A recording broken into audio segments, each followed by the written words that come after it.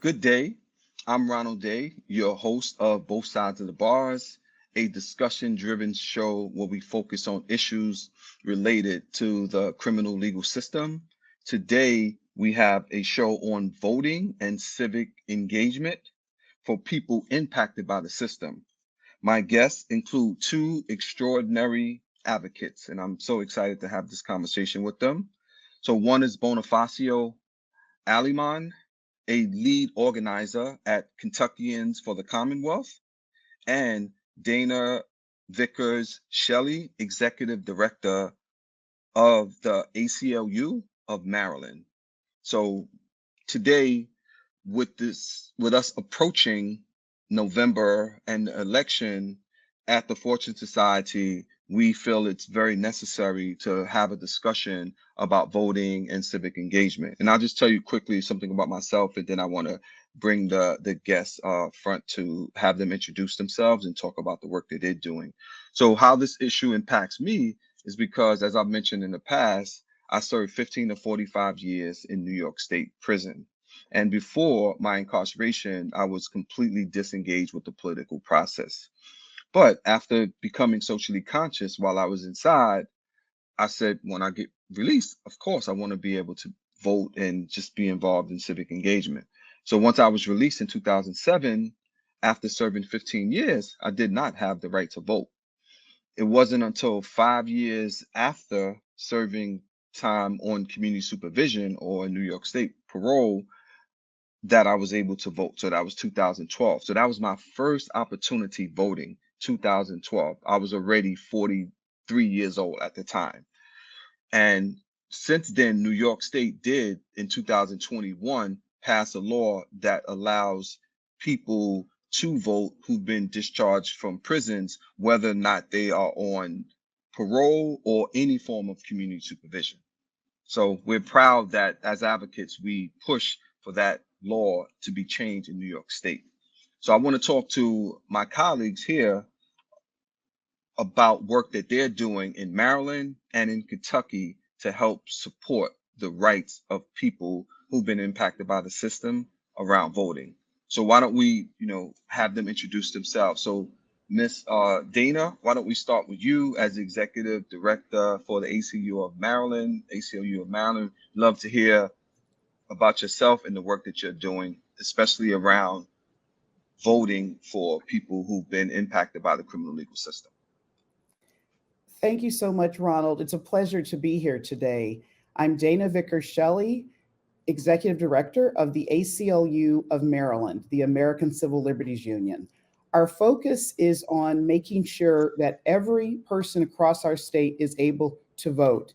One of the things that we've done in the last few years that's been extremely important and impactful is to work closely with and, in fact, be led by the expertise of Black women, Latino women who are home from incarceration, who are organizing voting drives and programs to make sure that folks who've come home can register, can vote, and also to make sure that there are opportunities for individuals who are inside pre-trial, pre-conviction, pre-trial in particular, that they can still register as well as vote.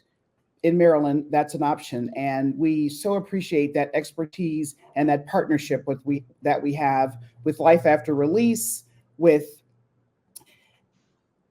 the Maryland Justice Project, as well as Out for Justice. Excellent. Thank you for that summary of the work that you're doing, Dana. And Bonifacio, why don't you tell us about some of the work that you're doing in Kentucky? Thank you, Ronald. It's an honor to be here. So I work for Kentuckians for the Commonwealth, and we've been an organization for 43 years in Kentucky. I head up our Jefferson County team.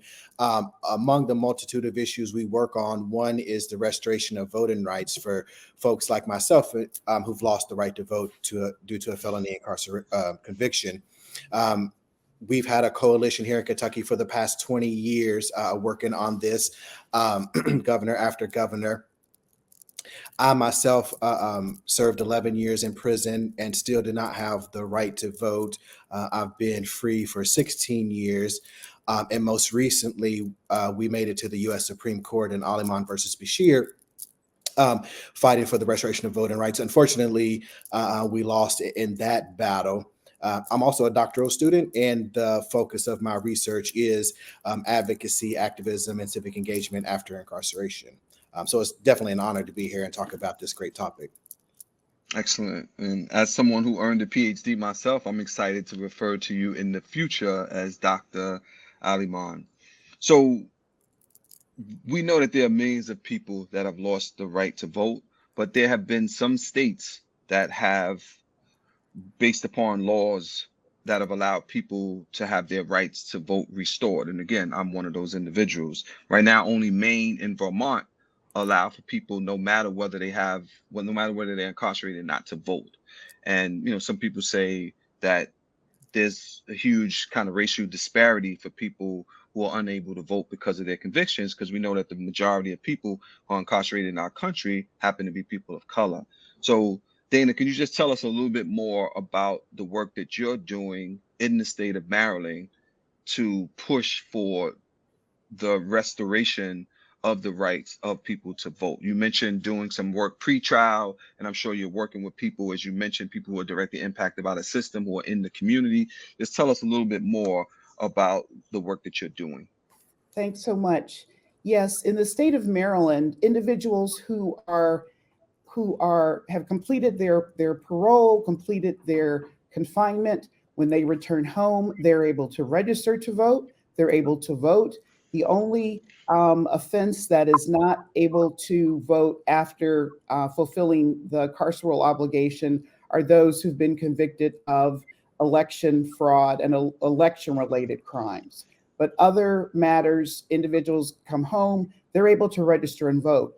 And a key part of what we're doing, along with our community partners and being led by our community partners, again, this amazing coalition of African American and Latino women who are moving forward in this, is making sure that individuals who come home, their families, their community leaders, their faith leaders, and other organizations are also aware of this. We know how important it is to vote. We know how much information people are often exposed to, and we want to be sure that when people come home, they know that they can register to vote. They have information on how to register and where they can vote, and that their families have access to that information too. We know that representation and voting is central to a community's growth and success. And when people return home to community, we want to be sure that the community is able to thrive. And that's why it's so important for us to work with local organizations, with community partners, with our state boards of election and county boards of election, to make sure that they too have that information, as well as working with some jails and prisons in Maryland to bring in voter registration forms and ballots, so that, again, folks who are pre-trial, who've not been convicted of any crime or offense, can maintain their right to vote, which they still do have. Excellent. Thank you for providing that information, Dana. Bonifacio, I wanted to ask you a question because you've been advocating for years now. I think you say you've been home 16 years now, and clearly you've been out there working heavily on this issue. What is the fear of allowing people who have criminal convictions to vote? I mean, what I hear and what it seems like is that politicians think that people who have criminal histories are monolith. Like, we're going to only vote for one party. For example, everybody who's criminal justice system involved is going to vote for Democrat, for example. And my time in prison definitely did not convince me, because I talked to people who are all over the political spectrum while I was inside and since I've been home. So we're not a monolith. People who have different views and perspectives. But what is the fear about allowing people to vote, so that someone who is coming home from incarceration, as Dana mentioned, should have the right to vote? And if you're incarcerated, you're still a citizen. Why not have the right to vote? I mean, Maine does it, Vermont does it. Right now, the District of Columbia does it, although it's not a state. Just tell the audience, what's the fear that politicians and others have about allowing people with criminal convictions to vote? Well, thank you for a great question. I think it's one of those political footballs that people play with. We hear, right, kind of what you said. Oh, if people are given the right to vote, they're going to vote criminals in, right? Mhm. Last year, we were at the Sixth Circuit Court of Appeals, and the attorney for the Kentucky governor, when the justices asked them why they didn't restore people's rights like mine who have applications in, they said that they use this term of not worthy of the right to Mhm. vote. And when the Yeah. justices asked them what a definition of that was, they couldn't give it.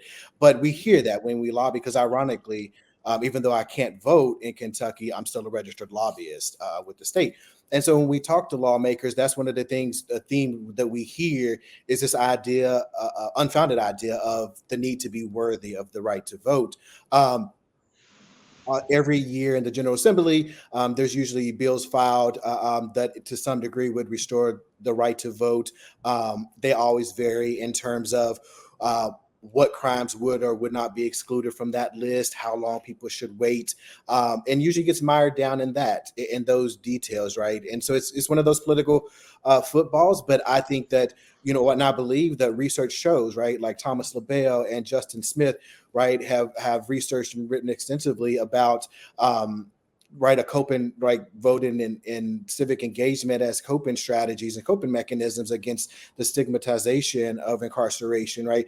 Justice Smith talks about the third mile, right, after incarceration, that not only does helping folks in previously similar situations add to, right, the helper, but going this third mile and being physically engaged not only does a great deal for the people who are now being able to vote, but for society at large. Because at the end of the day, uh, a democracy is only as healthy as the participation. And so, if we continue to exclude people, we continue to create an unhealthy democracy. Um, Thank you for that, Bonifacio. Dane, I want to ask you a question because the ACLU has a long history of providing support to a diverse, set of people who've been disfranchised for multiple things. But right now, many people that we engage with who have been in the system are apathetic about the political process. I think many of them feel like, what's the purpose of voting? Like, what is voting going to do for me? The ACLU works with people. What do you think is kind of the answer to that particular question? Like, how is it that we could help support individuals who are thinking my vote doesn't really matter? Like, why should I even be involved in the political process? I appreciate that question, and it allows me to connect to a bit of what Bonifacio was just describing. As we know, after African Americans were enslaved, they were still and immediately almost begun to be arrested to have free labor in states. And keeping Black folks and Latino folks, new Americans, not enslaved, but imprisoned, is a way to diminish community power. That is one of the reasons that I believe too many governments and states across this country still resist having Black and Brown and Indigenous and low income folks being able to access the ballot, not wanting to share that power. What we do at the ACLU of Maryland is we share that power with individuals who have firsthand expertise about why people are voting, why people aren't voting. One of the things that was so exciting in a documentary that we created a few years ago was to hear the voices of folks who've returned home, men and women, some older, some younger, who talked about how exciting it was to be able, not just to be able to vote, but to bring their family members with them. One of our community leaders, Monica Cooper, with the Maryland Justice Project, talked about running for one of the local central committees where she could be involved and have a role in not just voting herself, but bringing other people into the process. More Black and Brown Indigenous folks involved in this central process to the American system, to democracy, is what we at the ACLU want to have happen. And the more that we can engage and be in alignment and partnership and learn from those who've been inside and those in communities where there are too many people inside and are now coming home to reclaim their rights, we believe at the ACLU that that's better for our neighborhoods, our communities, our cities, our states, and our country as a whole. Thank you. I mean, it's very important for organizations to understand the role that people who have been impacted by the system can play in helping to change the system. Bonifacio, as someone who has a case before the Supreme Court, you had a case and you lost the case. I mean, some people would love to get a case in district court, more or less, before the United States Supreme Court. What advice do you have for people who want to do this type of advocacy in other states? I mean, you've made some pretty good progress. Your governor did restore the rights of some individuals to vote. I think it was around 140,000 or so who had their rights restored. What advice do you have for folks? I mean, Kentucky is typically known as a pretty conservative state, but I mean, you have a Democratic governor in place, and people are all over the country, Democratic places, there are issues with voting, in some places it doesn't really matter. So just curious about what you can offer in that particular space around suggestions for people who want to do work around civic engagement and voting rights restoration. A couple of things, actually, Ronald, right? Because Kentucky is like one of the worst 3 states for voting rights restoration, even in light of the governor's executive order in 2019. But some practical advice I would give people is, one, to center the voices of the directly impacted people, right? Those of us who have lived that experience, who have had to go through the process of attempting to get our right to vote back, but center those voices, right? Michelle Alexander did it, as our dear colleague just mentioned, right? A good job of painting that picture, right? From slavery to Jim Crow to mass incarceration. And so always keep that in mind, but also in addition to that, to be emotionally protected and stable. It's emotionally trying work. At the same time, the governor of Kentucky, right, was arguing against, right, us in the Sixth Circuit Court of Appeals and the U.S. Supreme Court. My job also has a PAC, and the PAC endorsed Bashir for his reelection. And so at the same time I was fighting for the right to vote, I also was leading a team of people to work on reelecting the governor. And it's emotionally trying work. Sometimes it's in for the long haul. That lawsuit went on for about 8 years through multiple governors. And so it can take time, but I think my biggest advice is for people to be persistent, and to center those voices of directly impacted people. We know that, right, people civically engage in, and that there are ways to civically engage in addition to the ballot box, right? We talk a lot about that in our coalition here in Kentucky for folks like myself who can't vote, and what we can do, right? And we can still flex our collective power through lobbying, through, right, all the different forms of public forums. I think there's this idea that I believe in, right, that we can speak truth to power in light of that, and that our persistence will carry us through. Yeah, thank you, Bonifacio. And Dana, and you're in Maryland. Maryland is more of a Democratic state. You had a Republican governor recently. You have a Democratic governor now, Wes Moore. And as I said a minute ago, I don't know that it's just politics. I think it's what you said earlier, which is that history of depriving people of the right to vote, having mostly to do with someone's racial and sometimes even ethnic and economic background. But besides voting, Bonifacio also talked about civic engagement. What ideas do you think, Dana, someone who is formerly incarcerated or directly impacted could do to exercise civic engagement, even if they don't necessarily have the right to vote? I love that question. I feel like I was born a voting rights advocate. And so this opportunity Being a part of the ACLU gives me a chance to lean into that every day.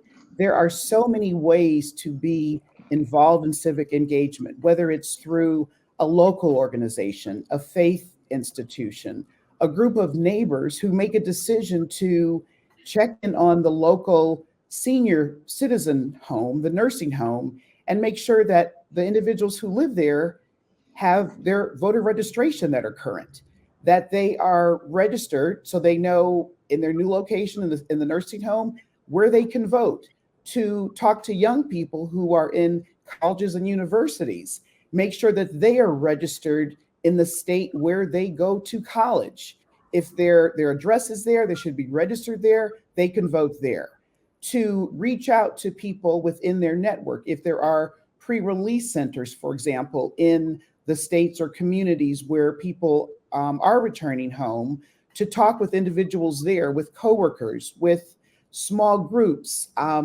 A couple of years ago, I worked with people who were going to barbershops and beauty shops to have conversations and hand out flyers about registering to vote, where people could vote.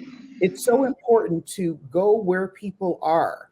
We know in Maryland that although only 30% of our population is African American, 70% of the population in our jails and prisons is Black. We know, again, this is related to power. And so it's so important for individuals in community, returning citizens, to continue to be a part of their community, where their families are living, where their chosen family, where their friends are living, and talk with people about why this is so important, share their personal experience. If I'd had the chance to vote, or now that I have the opportunity to vote, here's the difference I believe that I can make. I want you to support me and my efforts in doing that as well. Thank you, Dana. I want to go back into the facilities because I mentioned, or in the only two states that allow people who are incarcerated to vote. Bonifacio, what are your thoughts there? Will there ever be a time, and maybe not in our lifetime, but in America, where even if you've been convicted of a crime and you're incarcerated, that you might actually still have a right to vote if you are a citizen? I think that's a good question. Earlier in this General Assembly, back in January, February, March, we saw one Kentucky lawmaker file a bill that essentially, if that were passed, it didn't, but that would have created or earmarked in the Kentucky Constitution where people didn't lose the right to vote, period. And like you said, I don't know if we'll see that in our lifetime, but I have hope that we will. My 6-year-old said to me a few weeks ago, she was like, Dad, when I become president, I'm going to make sure you and everybody else can always vote because I believe in the power of the vote. And so I have hope that even if it's not in our generation or our lifetime, Ronald, that we'll get there. Is there any way to transfer the thinking of your 6-year-old to some of the political officials that we have? Frankly, Dana, what about you? That question is, again, maybe not in our lifetime, but you've been doing this work for some time, and is it possible ever that people are going to have the right to vote even if they've, made a bad decision and ended up incarcerated and convicted in a state, no matter that it's not a state that's like Maine or Vermont that's mostly white? I am definitely hopeful, and only hopeful that Bonifacio's future president and his family has the opportunity to make that pronouncement all across the country. But while we're waiting for her, I think that more and more places, people are understanding that there's not a connection between a bad decision in someone's life 5 or 10 or 25 years ago and their rights and ability to participate in democracy. Again, in Maryland, everyone who returns home can do that, but how great would it be if our communities would not be afraid of the power and influence and involvement of Black and Brown Indigenous folks, of working class folks who perhaps made a decision, are inside, to participate in the process? How else to continue to have our communities grow and be strong than to have every single person being able to make a contribution to that? And voting is such a powerful, long-lasting way to do that. I hope it is in my lifetime where that would be able to happen. And we're working to make sure so many of us across the country, across the state of Maryland, people with the ACLU, people with so many organizations, such as both of yours, that are working to make that happen. And I hope to see that day when everyone, every citizen has the right to vote. Thank you, Dana. That's very powerful. Bonifacio, you have like 20 seconds. Do you want to just kind of like end with some closing remarks?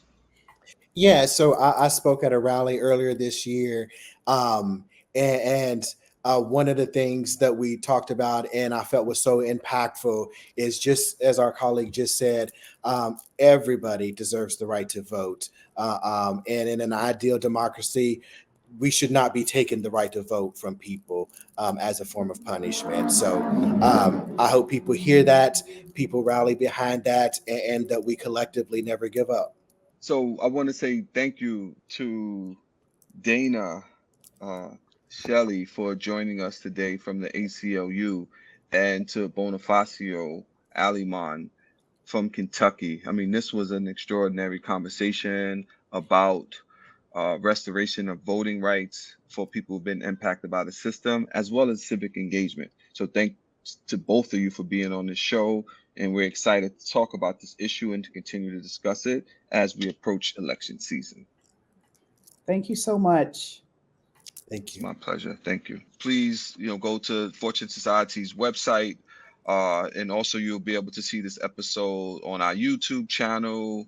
And we're just excited for you to see this. And by all means, engage with us and with our guests around this particular issue of voting and civic engagement for people who've been impacted by the criminal legal system.